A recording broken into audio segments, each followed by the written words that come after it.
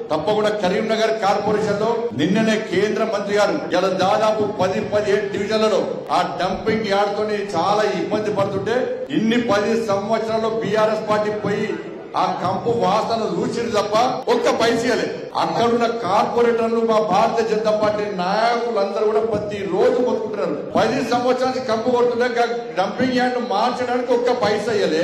24 గంటల నీటి సరఫరా ఇస్తుంటే ఒక్క పైసా ఇయ్యలే.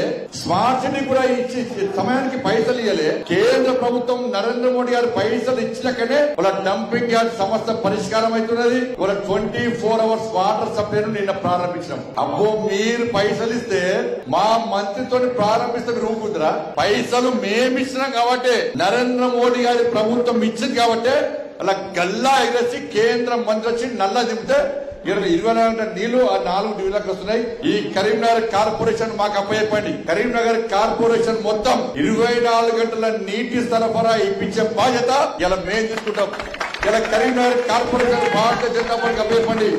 వాళ్ళ స్మార్ట్ సిటీ విషయంలో ఏ విధంగా అభివృద్ధి చేస్తామో కేంద్ర నిధులతోని ఇంకా అభివృద్ధి చేస్తాం. గల్లీ గల్లీలో ఉన్న సమస్యలు కూడా పరిష్కరించడానికి భారతీయ జనతా పార్టీ సిద్ధంగా ఉంది. కేంద్రం పైసలు ఇస్తేనే అభివృద్ధి చెందుతుంది కాబట్టి కేంద్రంలో నరేంద్ర మోడీ గారి ప్రభుత్వం ఉంది కాబట్టి ఇక్కడ కరీంనగర్ కార్పొరేషన్ లో భారతీయ జనతా పార్టీ జెండా ఎగరేస్తే పైసలు నేరుగా వస్తాయి. లేకుంటే ఇంతకుముందు సునీల్ రావు గారు చెప్పినట్టు ఇచ్చే పైసలు మనము దొబ్బిపోయేది మాత్రం బీఆర్ఎస్ దొబ్బారు, ఇప్పుడు కాంగ్రెస్ వాళ్ళు దొబ్బిపోతారు. కాబట్టి ఇచ్చేటువంటి అధికారం ఇస్తే నీతి నిజాయితీగా నిబద్ధతతోని అభివృద్ధి జరుగుతుంది. కాబట్టి అందరూ ఆలోచించండి, మేధావి వర్గం కూడా ఆలోచించాలి, కరీంనగర్ యువత ఆలోచించాలి. కరీంనగర్ కార్పొరేషన్ లో రంగురంగుల జెండా ఎగరన్నా కాషాయపు జెండా ఎగరన్నా కరీంనగర్ యువత ఆలోచించాలి. ఎట్టి పరిస్థితుల్లో ఎప్పుడు ఎన్నికలు వచ్చినా కూడా ఇక్కడ గెలిచేది భారతీయ జనతా పార్టీ. నేను అహంకారంతో చెప్తలేను, ఆత్మవిశ్వాసంతో చెప్తున్నాను.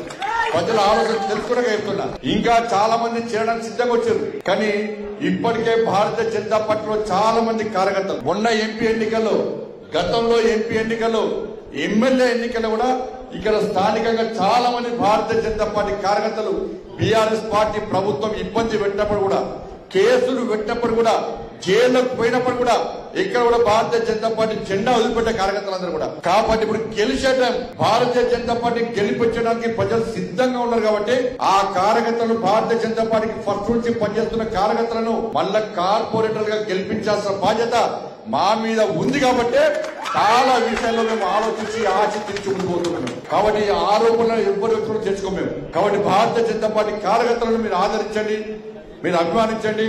కార్పొరేటర్ గెలిపించాల్సిందిగా కరీంనగర్ ప్రజలకు విజ్ఞప్తి చేస్తూ అభివృద్ధి ఎజెండాగా మేము ముందు పోతున్నాం.